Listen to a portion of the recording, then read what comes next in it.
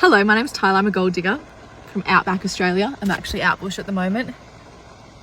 And my business partners are from the Klondike, the Yukon in Canada, literally the other side of the world. They're also gold miners. They're small scale placer miners.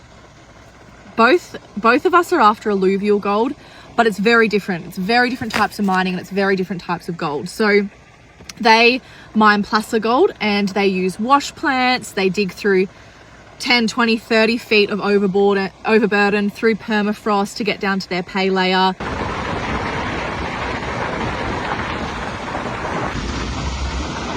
And then they find coarse and granular gold, but for the most part, it's a lot of granular gold. And granular gold is like sugar, flour gold.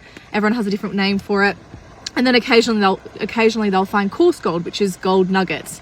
And that's very different to what we do. So we are also after alluvial gold, but we're lucky in Australia that we don't have those huge layers of overburden. Of course, in some situations we do, like a deep lead.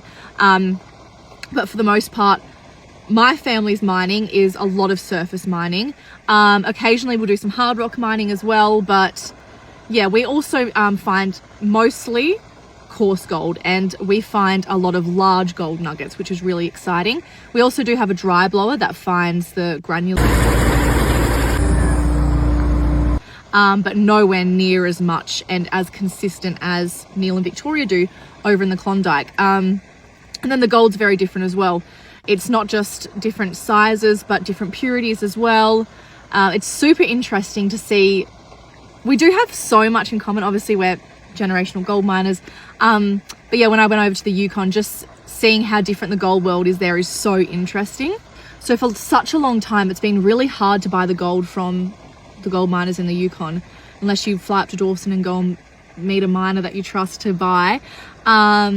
It's been like near on impossible. And I noticed that when I went over in the Yukon, I noticed that a lot of people were asking me, how do I buy these miners gold? And I said, there's not really a way.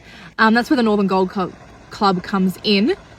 We're trying to fix that problem because gold from the Yukon is so beautiful, and I think it's so important to support the little guys. You know, you can obviously go buy gold off the massive mints and the big corporations, but yeah, buying gold directly off the miners, it's like the farm to table of the mining world. We are now live, which is really exciting. We have 4 different subscription tiers. No cancellation fees, no locking contracts. Sign up for 1 month, sign up for 12. It's completely up to you. If you guys have any questions, comment them below. I'm excited to share the journey with you and show the behind the scenes of what it's really like mining in the Yukon. Did you know not all gold is the same? I'm a 4th generation gold miner in Outback, Australia, and my co-founders of the Northern Gold Club are gold miners in the Yukon, up in the Klondike, a very remote part of Canada. And our gold is very different. So one of the big differences is purity. In Australia, where I am, this is actually pretty much for all of Australia, our gold is between 92 to 98%. So our gold is, that's very pure. No raw gold coming out of the ground is 24 carats, never 100% pure. So we have quite pure gold.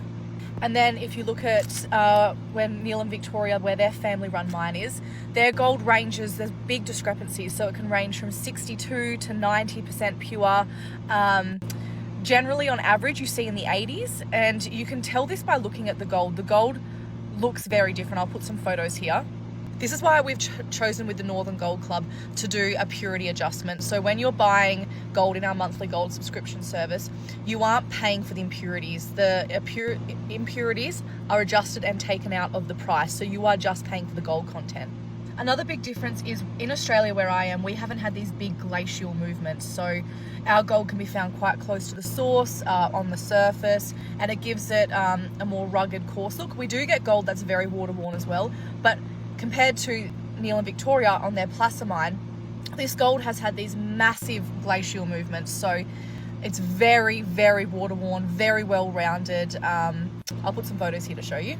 Only 1% of the world's gold production is gold nuggets. The rest of the world's gold production comes from hard rock mining, so gold in ore that is then crushed and processed and refined down. That's how you get gold bullion, gold used in jewellery, gold used in everything. Our nuggets, because we haven't had these big glacial movements, can be quite decent in size compared to where Neil and Victoria are. If you're finding coarse nuggets there, very rare. Majority of their gold is flour gold. So if you look at our pricing for our gold subscription service, the coarse gold, which is nuggety gold, is priced 10% higher than our granular gold, the flour gold, just because of scarcity and rarity. Yeah, 1% of the world's gold production is gold nuggets. It's pretty crazy. But that's another difference between the gold in the two different areas. I love the granular gold that Neil and Victoria mine at their placer mine. It's so beautiful. I've actually signed, even though I'm a co-founder, I've signed up to that subscription because I cannot wait to fill a full vial of that flour-like gold. We don't really get that with the type of mining I'm doing. So cool. There's so many different ways to invest in gold. I like having something physical I can hold. And I like that I get Australian gold and now I get some Canadian gold. It's pretty cool. If you guys have any more questions, let me know and I'll do some more videos.